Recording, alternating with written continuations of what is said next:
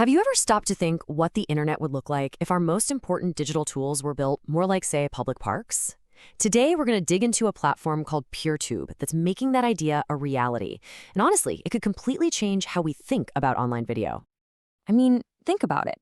A public park, a library, they're built for everyone, right? To serve the community. So what if we took that same idea and applied it to our digital world? What if a video platform wasn't owned by some giant corporation, but by all of us? Well, that's not just a what if anymore. A platform called PeerTube was just officially verified as a digital public good. Now, that sounds pretty technical, I know, but trust me, this is a huge deal for the future of the internet.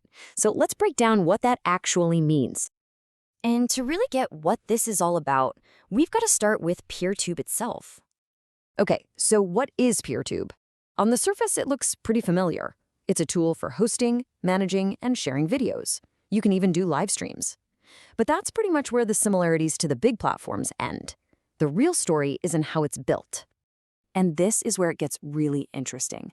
This is not your typical tech company. It's owned by a French nonprofit called Framasoft. And that license you see, AGPL 3.0, that means it's open source. The code, the blueprints, are totally public for anyone to see, use, and even improve. It's the exact opposite of a closed proprietary system. An open source project sounds great in theory, right? But is anyone actually using it? Well, the answer might just surprise you.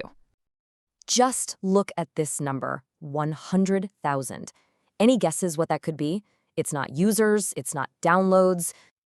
That is roughly the number of videos hosted on PeerTube for France's Ministry of National Education alone. Just let that sink in for a second. A major government is trusting this open platform with its country's educational content. And it's not just the French government. We're talking about Italy's National Research Council, universities in Berlin, and even huge open source projects you might know, like Blender and Debian.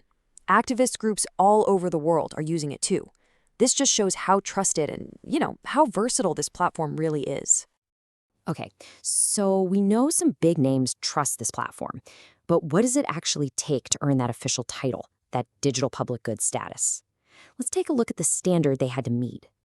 So, what exactly is a digital public good, or a DPG? The absolute best analogy is a public park or a library. They're resources for everyone. A DPG is that exact same idea, but for software and tools. It's open, it's accessible, and it's built from the ground up to benefit society.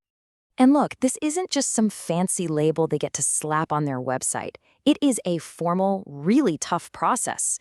PeerTube submitted their application back in August, went through a rigorous evaluation, and finally got verified in October.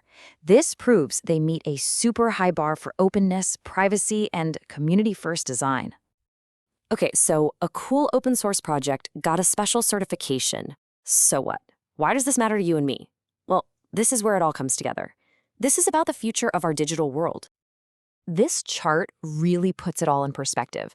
On one side, you have the corporate platforms we're all familiar with. They're profit-driven, their code is a secret, and so are their algorithms. But on the other side, you've got the digital public good model, like PeerTube. It's community-driven, it's completely transparent, and its main goal is to serve the public, not shareholders.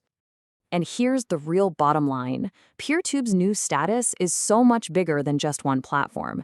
It's a sign of a movement toward a different kind of internet. An internet where essential tools, like video hosting, are in the hands of communities, not just a few giant companies. This is a real, tangible step towards digital independence. Which leaves us with a pretty big question for the future, right? As we spend more and more of our lives online, shouldn't more of our digital world be built like our public spaces? Is a future built on digital public goods not just a nice idea, but maybe a necessity? What do you think? Thanks for joining me on this explainer.